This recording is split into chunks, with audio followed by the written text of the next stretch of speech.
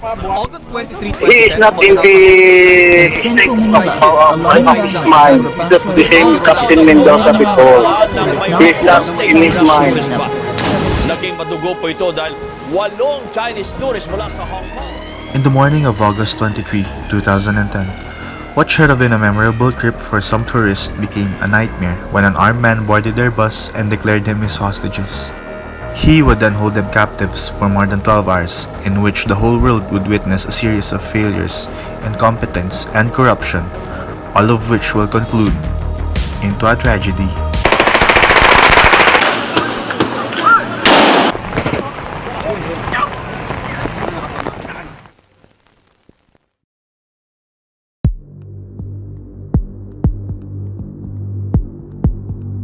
The perpetrator of this hostage-taking is Rolando del Rosario Mendoza, a graduate of the Philippine College of Criminology and a former police captain in the Philippine National Police Force. During his tenure as a police officer, he was decorated 17 times for his bravery and honor, and his colleagues regarded him to be a hardworking and kind man during his time in the police force. He was even recognized as one of the best policemen in the country in one point. Mendoza was only 1 year away from retirement when he was dismissed from service by the Office of the Ombudsman due to allegations that he allegedly forced a chef to ingest methamphetamine and planted drugs in his car. Although Mendoza pleaded his innocence, he was never given a chance to defend himself in court. On August 23, 2010, Mendoza, who was armed with an M16 rifle, boarded a Hong Kong tourist bus and asked the driver if he could hitch a ride with them. At the driver's refusal, the situation escalated and Mendoza took the passengers hostage. He instructed the passengers to shut the curtains and told the driver to drive the bus to Luneta and ordered the driver to have the bus face the Rizal Monument. The authorities and the media quickly arrive at the scene, with Colonel Orlando Yebra and Major Romeo Salvador assigned as the negotiators. Mendoza stated that his only demand was to be reinstated back into the service. During this, SWAT teams, PNP Special Action Force, and snipers were being deployed in the event of a worst-case scenario.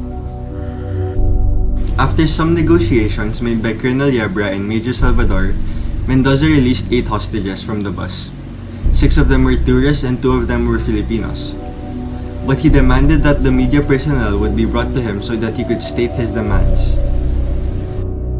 At around 2 p.m., someone unexpected arrives at the scene. Mendoza's brother, Gregorio Mendoza, approached the bus but was quickly apprehended by the police due to a chance of conspiracy between the two.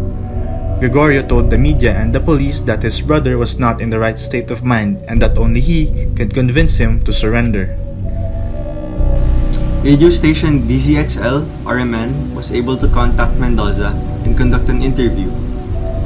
Moments later, Gregorio, along with the negotiators, arrived with a letter from the Office of the Ombudsman. Regardless of this, Mendoza and the negotiators failed to make an agreement. Mendoza was not happy with the results. Inside the bus, a television gave Mendoza eyes of the situation outside as the media frantically competed for the best coverage of the situation, which revealed the sniper positions from outside of the bus. Mendoza's brother Gregorio was arrested and accused of conspiring with him. As the police were arresting Mendoza's brother, he witnessed everything through the television. Mendoza had had enough, with the slim chances of his demands being granted and his trust broken by the negotiators. At this moment marked the point of no return. Enraged by the events, gunshots were heard from inside the bus as Mendoza starts executing hostages. At around 7:30 p.m., the driver, Alberto Lubang, managed to escape, and upon reaching the authorities, he informed them that everyone inside was already dead.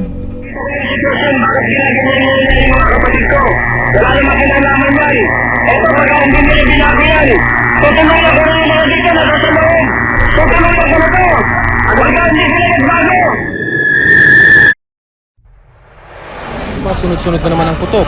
Dito na sumugod ang mga operatibo ng SWAT mula sa likurang bahagi ng bus, dala ng mga pulis. With the thought that everyone was dead, the assault immediately commenced.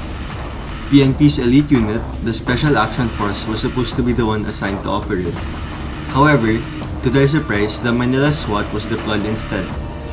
Despite their preparations, the SWAT was under-equipped to handle the assault, and after several attempts to break into the bus, the SWAT failed as Mendoza retaliated.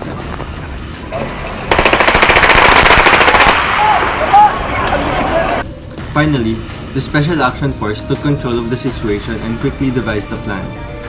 They popped the tear gas canisters at the rear of the bus to force Mendoza to the front.